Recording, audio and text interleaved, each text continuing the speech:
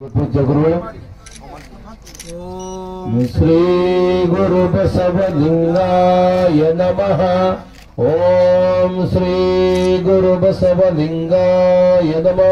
पंचाक्षरी स्वामिಗಳು ಉರ್ಲಿಂಗಪೇಟೆ ಈಗ ಅಂಬಿಗರ ಚೌಡ ಪೀಠದ ಗುರುಗಳು ಪರಮ ಪೂಜ್ಯ ಮಹಾಸನ್ನಿಧಿಯವರು ನಮ್ಮ ಅವರು ಅಧ್ಯಕ್ಷರಾಗಿದ್ರು, ಮುಖ್ಯಮಂತ್ರಿಗಳಾಗಿದ್ರು, ಮಂತ್ರಿಗಳ ಅವಾಗೆಲ್ಲ ಬಂದ್ಬಿಟ್ಟು ನಮ್ಮ ಭಾಗಕ್ಕೆ ಬಹಳಷ್ಟು ಬಡವರಿದ್ದಾರೆ, ಬಹಳ ಬ್ಯಾಕ್ವರ್ಡ್ ಜನ ಇದ್ದಾರೆ. ಅವ್ರಿಗೇನಾದ್ರೂ ನೀವು ಸಹಾಯ ಮಾಡಬೇಕಂತ ಯಾವಾಗ್ಲೂ ಚರ್ಚೆಯಲ್ಲಿ ಬರೀ ಇದೇ ವಿಷಯ ಅವ್ರದ್ದು ಇದೆ, ಒಂದೇ ಒಂದು ಮಾತು ಅವ್ರು ಯಾವಾಗ್ಲೂ ಮಾಡ್ತಾ ಇದ್ರು. ಅದು ನಂಗೆ ಪಕ್ಕಾ ಗೊತ್ತಿದೆ.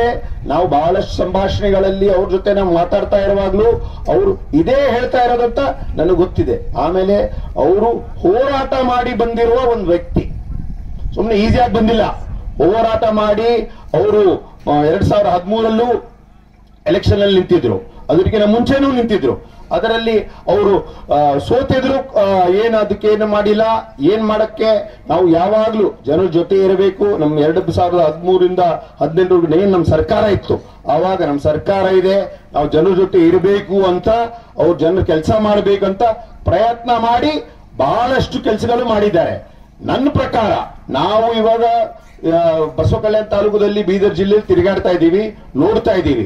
ಬಸವ ಕಲ್ಯಾಣಲ್ಲಿ ಕಳೆದ 20 ವರ್ಷದಲ್ಲಿ ಯಾರಾದ್ರೂ ಶಾಸಕರು ಕೆಲಸ ಮಾಡಿದಾರಾದ್ರೆ ಏಕೈಕ ಶಾಸಕರಾಗಿರುವ ನಮ್ಮ ನಾರಾಯಣರಾವ್ ಅವರೇ ಒಬ್ಬರೇ.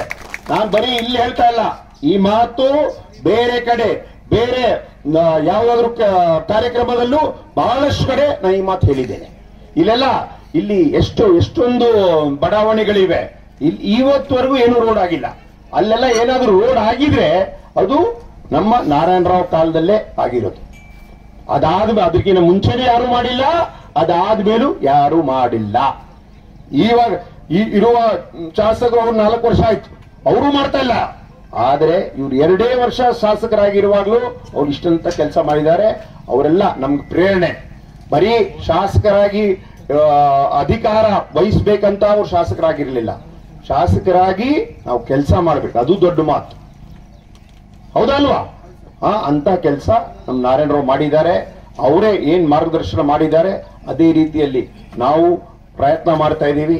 ಈಗ ಸಲ ನಮ್ಮ ಸರ್ಕಾರವಿದೆ, ನಾವು ಪ್ರಯತ್ನ ಮಾಡಿ ಎಲ್ಲ ನಮ್ಮವ್ರಿಗೆ ಯಾರ್ಯಾರು ಇದ್ದಾರೆ, ಬಡವರು ಜಾಸ್ತಿ ಯಾರು ಇದ್ದಾರೆ, ಅವರಿಗೆ ಅವ್ರ ಕೆಲಸ ಮಾಡಕ್ಕೆ ನಾವು ಒಂದು ಪ್ರಯಾಸ ಮಾಡ್ತಾ ಇದ್ದೀವಿ. ಅದರಲ್ಲಿ ನಿಮ್ದು ಅವರು ಮೇಲಿಂದ ನೋಡ್ತಾ ಇರ್ತಾರೆ, ಯಾರು ಮಾಡಿದ್ದಾರೆ, ಯಾರು ಮಾಡ್ತಾ ಇಲ್ಲ, ಅವ್ರ ಜೊತೆ ಯಾರಿದ್ರು ಅಂತ ಅವ್ರಿಗೆ ಗೊತ್ತಿದೆ. ಅವ್ರು ನೋಡ್ತಾ ಇದ್ದಾರೆ. ಅವ್ರ ಆಶೀರ್ವಾದ ಸದಾಕಾಲ ನಮ್ಮ ಜೊತೆ ಇದೆ ಅಂತ ನಾನು ಭಾವಿಸ್ತಾ ಇದ್ದೀನಿ. ಮತ್ತೆ ತಾವೆಲ್ಲರೂ ಈ ಕ್ಷೇತ್ರದ ಮೇಲೆ ಮತ್ತೆ ನಮ್ಮ ಈ ಇಡೀ ಭಾಗದ ಮೇಲೆ ಅವರು ಕಣ್ಣಿಟ್ಟಿದ್ದಾರೆ ಅಂತ ನಾವೆಲ್ಲರೂ ಭಾವಿಸ್ಬಿಟ್ಟು ನಾವು ಅವ್ರು ಏನ್ ಮಾರ್ಗದರ್ಶನ ಮಾಡಿದ್ದಾರೆ ಅದೇ ಮಾರ್ಗದರ್ಶನ ನಡೆಯೋಣ ಅಂತ ನಾವು ಒಂದು ಮಾತನ್ನು ಹೇಳಕ್ಕೆ ನಾನು ಇಚ್ಛೆ ಪಡ್ತೇನೆ. ಮತ್ತೆ ಇನ್ನೊಂದು ಮಾತಂದ್ರೆ, ಇವಾಗ ಅರ್ಜುನ್ ಕನಕ್ ಅವರು ಹೇಳಿದ್ರು, ಅವ್ರ ಬಗ್ಗೆ ಒಂದು ಸ್ಮಾರಕ ಮಾಡ್ಬೇಕು, ನಾರಾಯಣರಾವ್ ಒಂದು ಸ್ಮಾರಕ ಮಾಡಬೇಕು ಅಂತ. ಅದ್ರ ಬಗ್ಗೆ ನಾವು ಎಲ್ಲ ಕಡೆ ಪರಿಶೀಲನೆ ಮಾಡಿ ನಮ್ಮ ಕೈಯಲ್ಲಿ ಎಷ್ಟಾಗತ್ತೆ ಅದು ಮಾಡಕ್ಕೆ ನಾವು ಪ್ರಯತ್ನ ಮಾಡ್ತೀವಿ ಅಂತ ನಾನು ಹೇಳಕ್ಕೆ ಇಚ್ಛೆ ಪಡ್ತೀನಿ.